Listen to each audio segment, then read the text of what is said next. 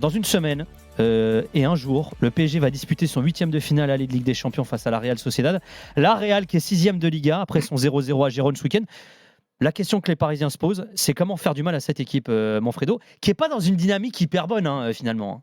Non, parce que... C'est pas dégueu, mais c'est pas ouf. Non, alors il y a déjà il y a pas mal de blessés, ça c'est un vrai problème. Après, j'écoutais ce que disait Johan contre l'Inter. Ils avaient appliqué la recette de leur rentrer dedans. Ouais. Ben, c'est exactement ce que eux ne supportent pas. C'est-à-dire que c'est des fragiles.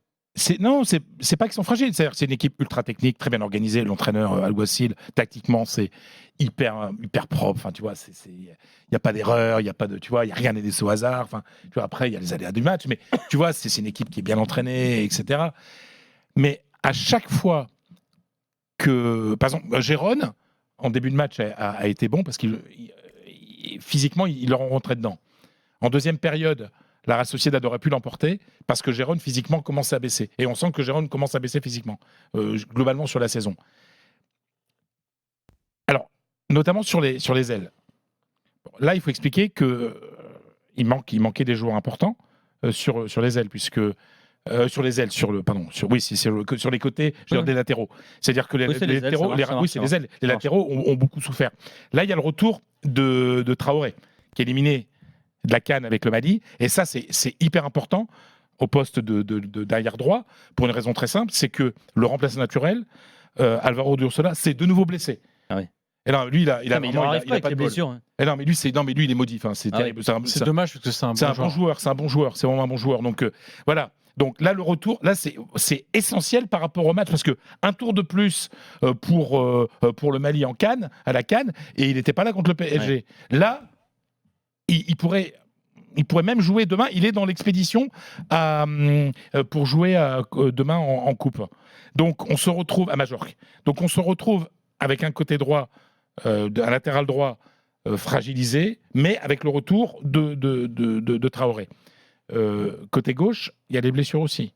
On a bien vu aussi que Aramburu, le petit jeune, a eu du mal. Donc tout ça montre que c'est une équipe qui, à cause des blessures et des absences, a beaucoup souffert.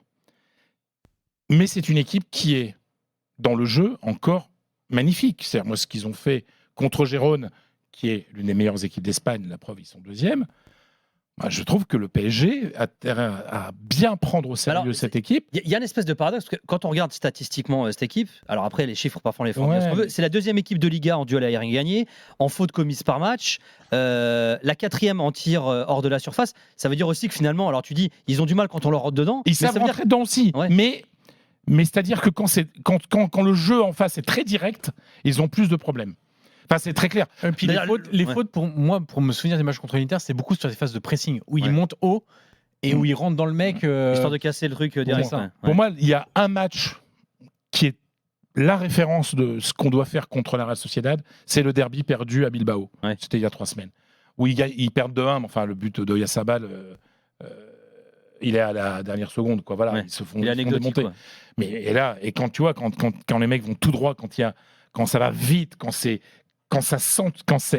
élargit le jeu, quand ça centre beaucoup, il y a plus de problèmes. Donc on va voir tous ceux qui ont des petits problèmes physiques, comment ils seront c'est quoi, c'est dans une semaine, une grosse semaine, c'est dans 9 jours. 8 jours, une semaine et un jour. C'est donc voilà, bien sûr que le PSG est favori, mais c'est une équipe et l'avantage aussi, c'est que Luis Enrique connaît très bien le football espagnol, il sait très bien comment prendre cette équipe de la Sociedad.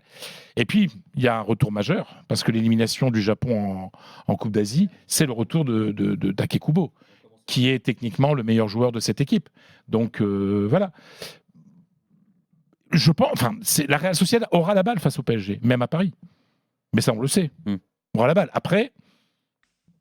Comment le PSG va prendre ce... Mais c'est vrai que sur le papier, on se dit quand même que le PSG, déjà qu'ils avaient leurs favoris, mais alors là, avec les blessés et tout ce que tu nous dis, on dit, si Paris passe pas, c'est quand même une grosse contre-perf. Et puis, je veux dire, au niveau de l'efficacité offensive, la Real, c'est pas génial non plus, quoi. Voilà, donc c'est pas Valladolid, on embrasse. Non, mais donc voilà, je pense qu'il faut être optimiste pour le PSG parce que le PSG a tout pour se qualifier.